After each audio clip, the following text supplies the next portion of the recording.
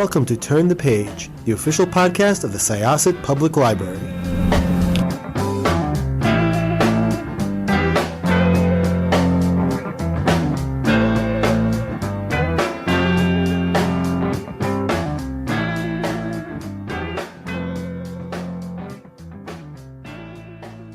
Welcome to Syosset Library's Turn the Page podcast. I am your host, Jessica, and I am here with the author of many, many fun things and a fantastic TikTok. I have to put that out there. Your TikTok is amazing.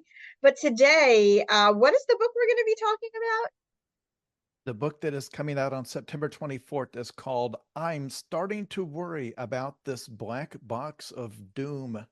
And yeah, it's fabulous. It's not part of any series. If you listeners have no idea who I am, this book is a perfect thing to jump in. It doesn't require you to know anything about me or anything else I've ever written. Requires no previous knowledge whatsoever. So why don't you tell listeners who you are then? We're pretending that nobody has ever heard of the Zoe Ash series or John Dies at the End or you. So let's introduce you to our audience. Hi, my name is Jason Pargin. I first wrote a book many years ago called John Dies at the End that was originally posted online on the internet and then got turned into a film and became a cult favorite. So now that became a best-selling series. I also wrote another science fiction series that star a character named Zoe Ash. The first one of those is called Futuristic Violence in Fancy Suits. I was also one of the main editors at crack.com from 2007 till 2020. People that were fans of that site. I like to think of those as the glory years for that site, but that's just me saying that because that happens to be when I was helping to run it. So these days I've written a standalone novel that I'm trying to tell everybody about, and I am on TikTok where at my advanced age I have over 500,000 followers and started doing short form video at age 47, but I thought it was too late for me to learn to do something like that. So there's a whole generation of kids who now apparently think that like an elderly TikTok influencer has tried to cash in by writing a book, but no, I was writing the books first. I've been doing that for 20 plus years. So I find it really interesting, just kind of going in a roundabout way, to talk about the Black Box of Doom book, because there is a lot about influencer culture and internet culture in this book, but that's not necessarily where we begin. Where we begin is a young man named Abbott who is offered a ridiculous sum of money to help a young woman transport a mystery box across the country, and mayhem ensues. First of all, I have to commend you with your ability to just make the best titles for your books. Every single one is a banger. You talk a lot, or people talk a lot, about how you have to grab them by the first line. And for me, you grabbed me by the title immediately. And there is just something so much fun about it where, I suppose, like one of your Zoe Ash books is called Zoe Punches the Future in the Dick, which to me is like, that is title utopia. But for some people, they might look at it and they're like, yeah, no, maybe this isn't for me. But you really sell it to the people who could be your audience. So before we kind of jump into the Black Box of Doom, tell me just a little bit about just how you started, crafting your books and where these titles just come from. It's funny because there is a rule against having titles this long. You're not supposed to do this. It's for the longest time in publishing. The ideal title was like one word, or a couple of words. You look at Stephen King's hits and Misery, The Shining, It. Like that was the conventional wisdom for a long time. It probably is still true. But I think me breaking that rule so horribly to the point that it's legitimately difficult to fit the entire title in a good cover design. Like I feel sorry for the wonderful artists who have to create these covers, and they do a great job at trying to fit the title I'm starting to worry about this black box of doom. That's not a title, that's an entire sentence. So I'm not saying anybody else should try this, but in the early days of me doing this, when I first posted my first series of horror stories, it was a serialized story that I had posted as a series of blog posts back in the late 90s, early 2000s. And the running title was called John Dies at the End. And it was just a joke because they were seeing it one chapter at a time. So the idea that the author would just tell you this, whereas now there are many books that have some version of they die at the end, whoever dies, that's now a, I'm not saying, not taking credit for inventing it, but it was a lot of things in my life start out as things that I thought were very, very funny, very briefly. And then 20 plus years later, I'm just still doing it and I have no idea if the rest of the world is still amused by it. But the theory for me is that if it makes somebody smile, like if they're at the bookstore and they're just browsing through, even if they don't buy it, if they look at it and for 2 seconds it makes them happy, like, oh my gosh, I can't believe they let somebody name a book this. Okay, I've done something. I've made somebody briefly happy for no cost.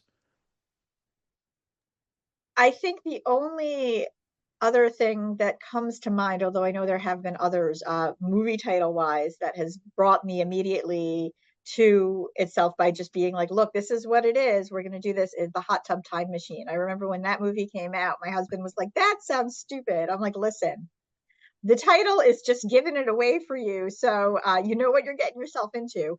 I like the idea of the log line being in the title. I feel like if you were trying to pitch that movie at a studio and you just gave them the script and the cover of the script says Hot Tub Time Machine, they don't need to open it. Because I do think it's kind of genius, not just that it's silly, but it conveys the tone right away, which is important.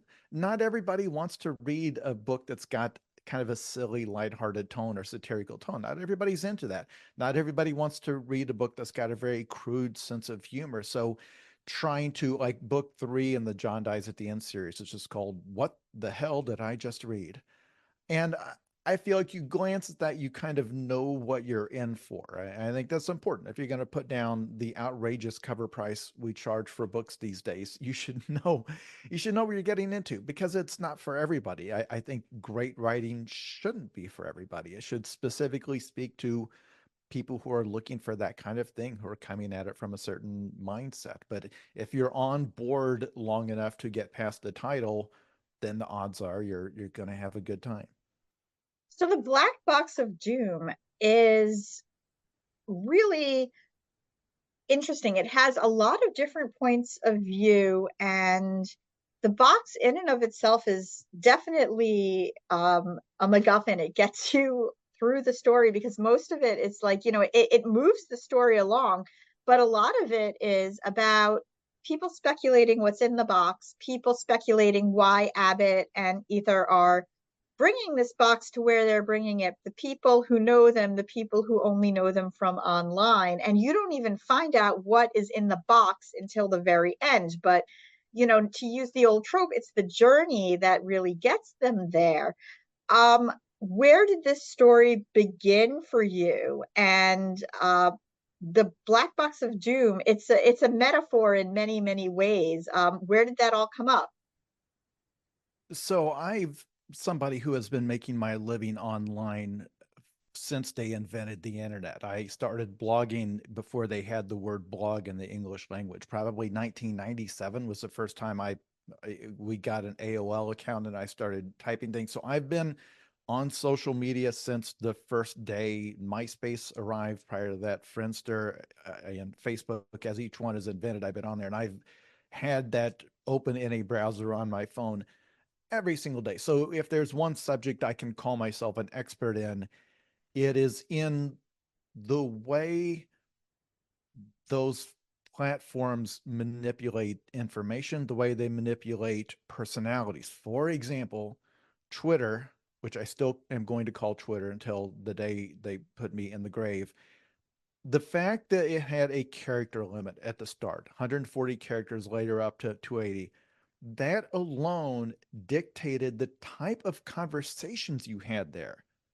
The way people discuss things, that it has to be compressed down to one or two sentences. So you create a culture of just a brief, snide dismissal or dunking on an idea, because that's literally all that it allows for. It's the fact that you have a format that literally prohibits nuance. There's not room for it.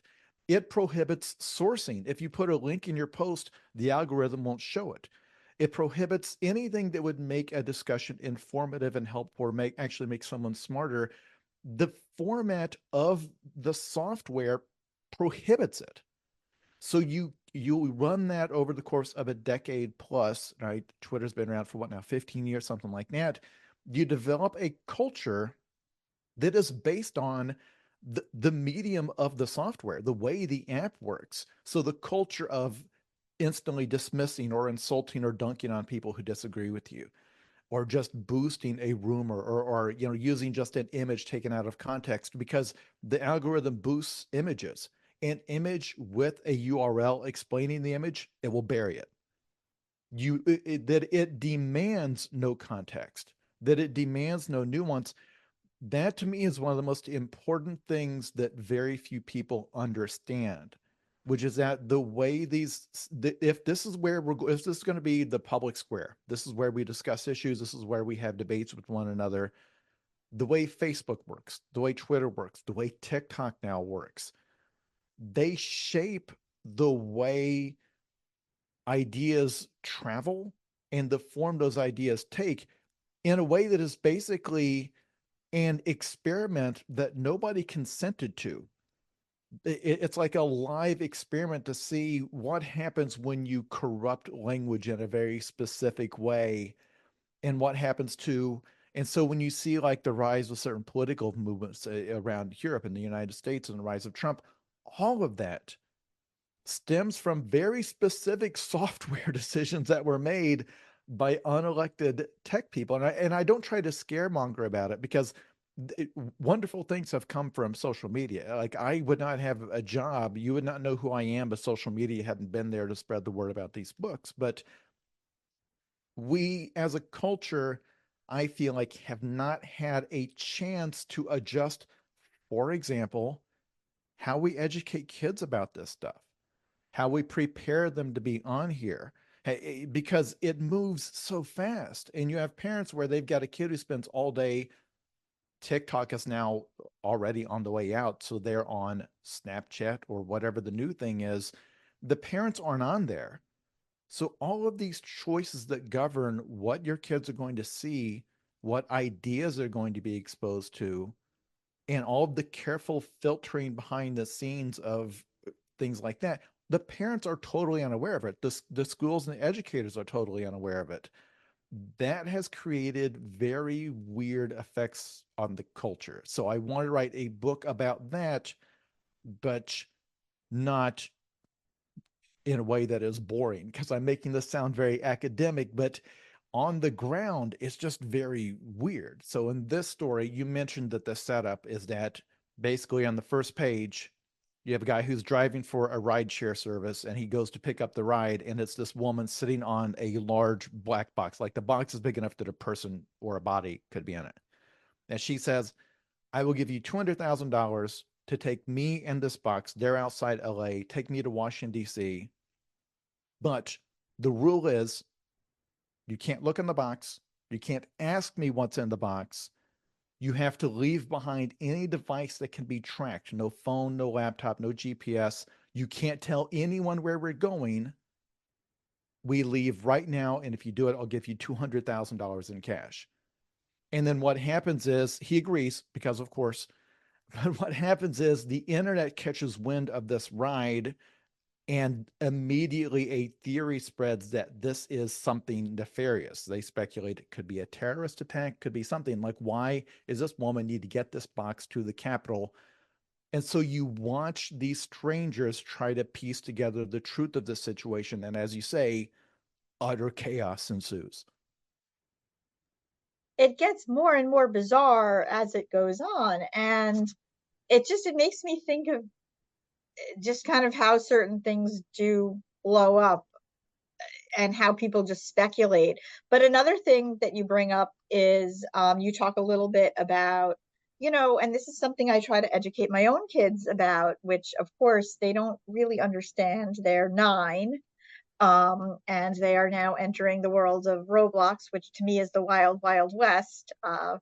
There are some, I'm not going to be that person who demonizes it, because there are good things about it. It's a rainy day, they can play with their friends. That's great. But you can put things out there and they might not ever go away. And that's really what it is. Both Ether and Abbott have been in situations, and you don't really find out too much about it. Actually, until like halfway through the book, you don't really 100% find out what they're all about.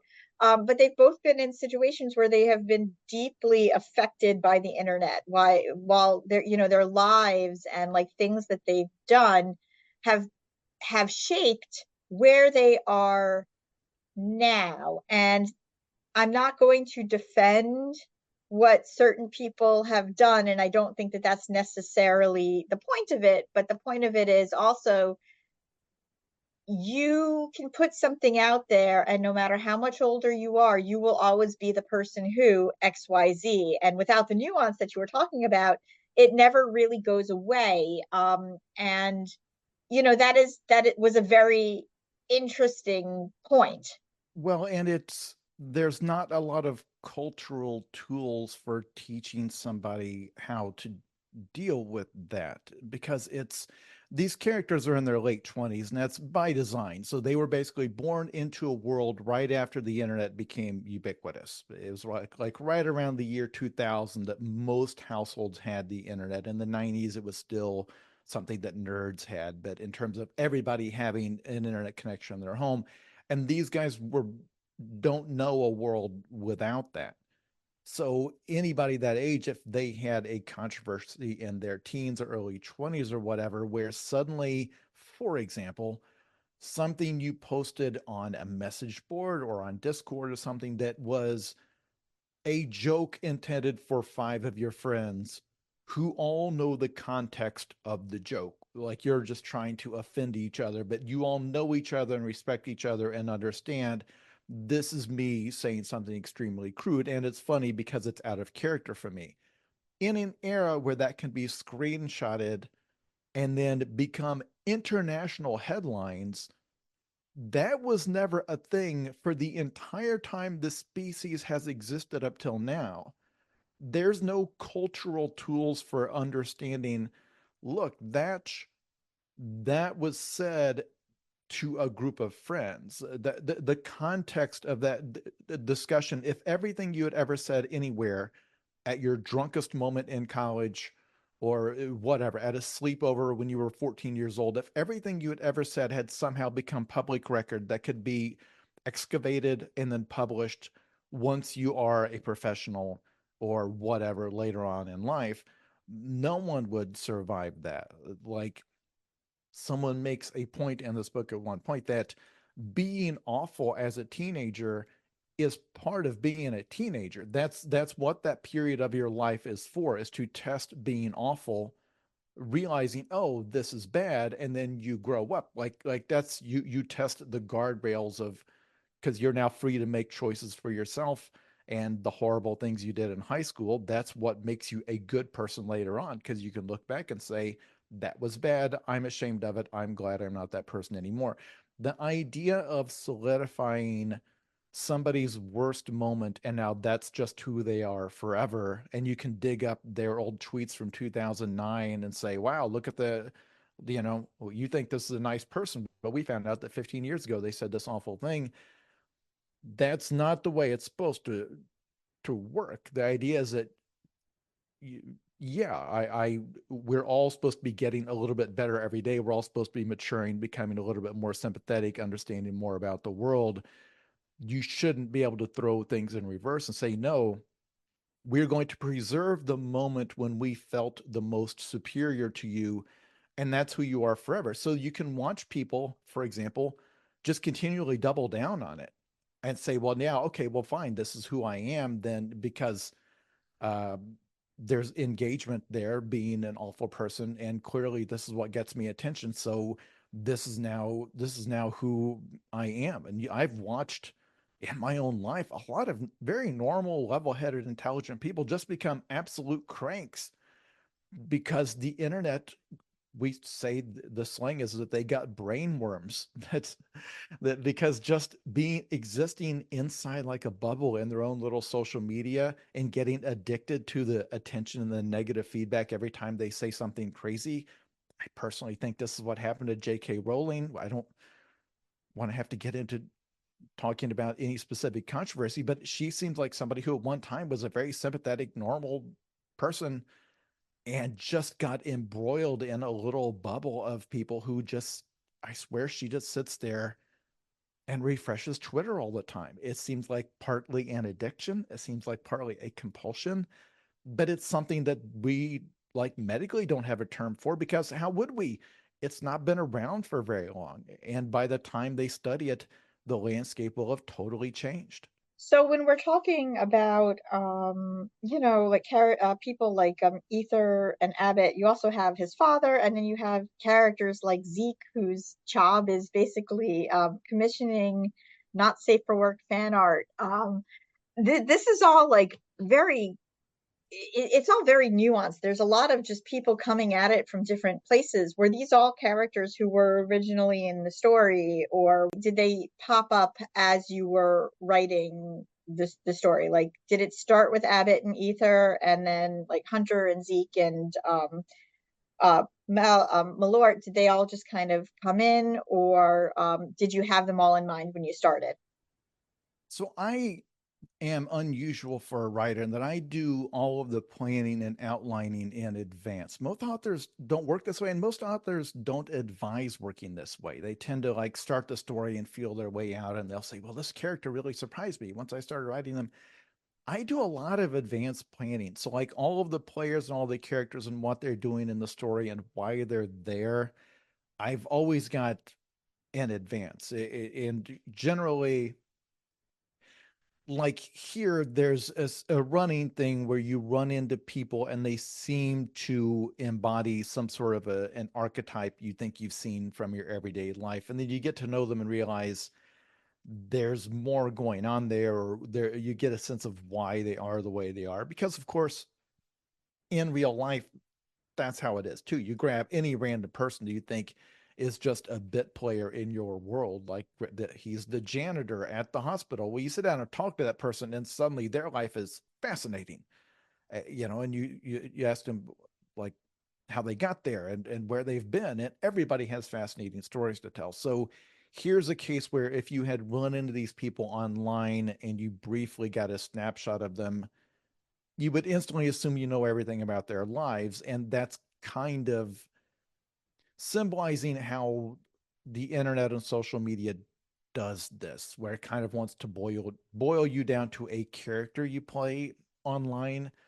And so archetypes like ex-Marine, biker, biker gang guy, weird furry porn artist, like things that you would immediately assume you know everything about them and their motivations. And then as you get to know them, everybody wound up where they are for a reason. Everybody could have wound up somewhere else if things had been a little bit different.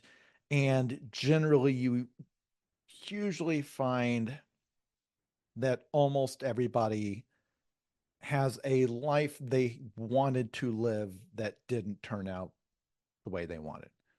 And a lot of the way they behave, for good or bad, is because of that there's an age you hit where it's like, I'm starting to think I'm not going to play in the NBA or whatever. And so this is generally people in this particular story, but also kind of in the world, that a lot of their maladaptive behaviors, it's due to dealing with the gap between what they wanted to be and what they actually are, and the way they saw themselves and the way they actually turned out. And so it's a lot of just that, without spoiling anything in particular, that it's, I think, a good story should do that. It's not that you have to sympathize with everyone, because there are people who make horrible choices and they do awful things, but you can also generally understand how they got there. So did you always know what was in the box? Oh yeah. Yeah, from the beginning. And I never start a story without knowing the ending of it. Because for example, the horror novels I write, the whole format of those is that on basically in every fourth page, there's a wild twist that just takes things further off the rails. I would never start a story like that and ask the reader to come along if I did not know where it's going. And so if there's a creature and they glimpse it and there's something impossible about the creature, it's not going to be like, well, I'll think of what the creature is later and I'm sure it'll be good. I want to know from the start what it is, how it's there, and then as the characters try to understand it, I want everything to make sense at the end because I've watched TV shows that have annoyed me where it was very clear that they wrote like the character opens a box and they look inside, they go, and then we cut to black and come back next week to find out what was in the box. And it's very, very clear that the writers, when they wrote that scene, did not know what was in the box. They sat down, it's like, all right, guys, let's talk in the writer's room. Let's figure out what was in that box that we wrote last week. I hate that. I think that's like borderline unethical in terms of writing because you've made a promise to the reader that this is going to have a point. And the thing about the John Dies at the End novels, they are ludicrous and profane, but if I've done my job right at the end of it, you should always walk away feeling like, oh, that had a point. The characters were brought on a journey for a reason, and where this wound up makes perfect sense in terms of who they are, what they were trying to do, what they were trying to understand about the world. The journey was ludicrous and ridiculous and had a series of just absolutely bizarre moments, but it should all come together at the end. It should never feel like I was just kind of wasting your time. Like, let's just goof around for 150,000 words, which is, there's nothing wrong with that. But I feel like the good books and even the good comedy does that, where it's fun. And again, if we're making, I'm starting to worry about this black box of doom sound like a very serious and very literary work about how we live now. It is ridiculous. Every page of the book is as ridiculous as that title promises. But at the end of it, it should never feel like I've wasted your time. That's my goal. I can't promise that I've done that, but that's the idea. So this is definitely a standalone then. Yeah, and it's for listeners, everything I've written up till now has been a part of a series. I've got two series, which is a very good business for a writer because every time a new one comes out, people going back and buy the old ones, and that's why publishers love series and they love like fantasy series and anything that's a promise like, oh yeah, this will be because of course, it just keeps driving sales of the old stuff with each one that comes out.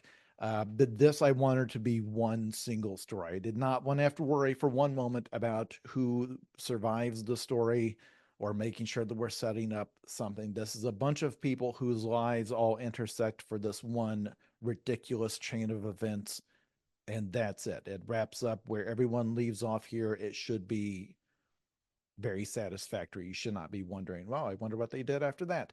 If I had wanted to turn it into a series and you would like promise at the end, like, well, maybe there'll be further adventures. No, these are a bunch of normal people whose lives intersected in this one extremely meaningful yet incredibly stupid chain of events. So I did hear, is it true that they are making a Zoe Ash TV series possibly? Yeah, the TV rights got optioned by Sony. Um, to for development as a TV series.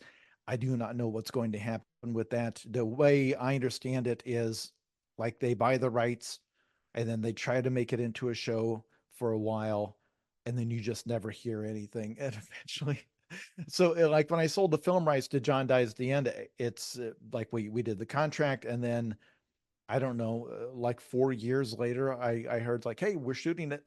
Like, oh, great.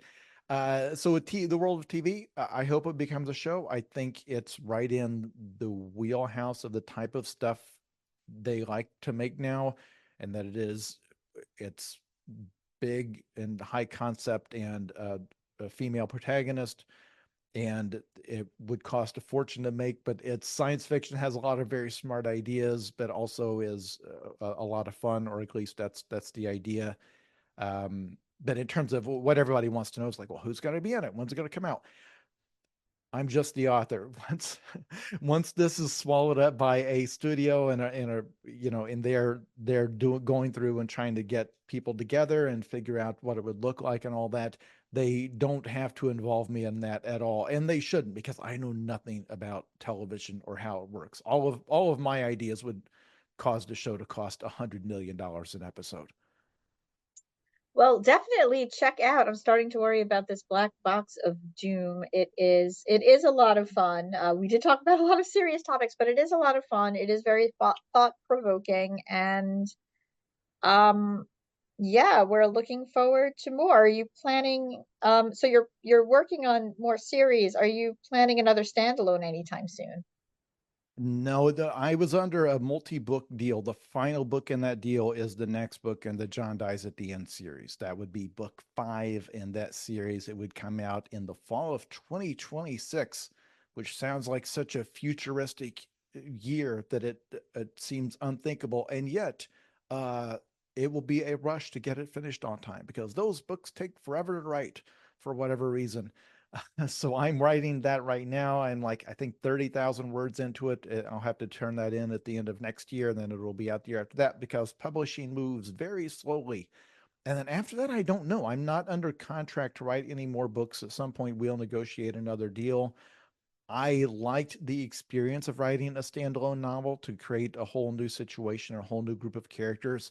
And I think it creates different expectations in the reader, where it's not just, here's the further adventures of this group of people, where you legitimately don't know if any of these people are going to live through this. And not all of them do, but I think it creates its own, its own unique experience. So I have many ideas for stories. There's a big difference between having an idea for a story and then, would that actually be something I want to spend 2 years writing? But I think when I do the next book deal, I think I would certainly have at least one in there that's like, this is going to be a one-off something, a horror novel. I don't know. I'm not tied to any one genre, which is, by the way, another thing you're not supposed to do as an author. You're supposed to find like the type of book you write and then only do that forever. But I get too easily bored. So I've written horror, and I've written science fiction, and this is just a ticking clock thriller. There are no monsters in I'm starting to worry about the Black Box of Doom. If any of you are John Dies at the End fans and you're thinking the box contains like a little vampire or something, it does not. There's no ghosts in this. Thank you so much. This was Jessica with Syosset Libraries Turn the Page podcast. Our guest was Jason Pargin. And if you want to find me on TikTok, I'm Jason K. Pargin on there and everywhere else. All one word. Pargin is how you spell the last name. And we are going to close this chapter. Thanks so much. It's time to close this chapter of Turn the Page. Join us for the next episode.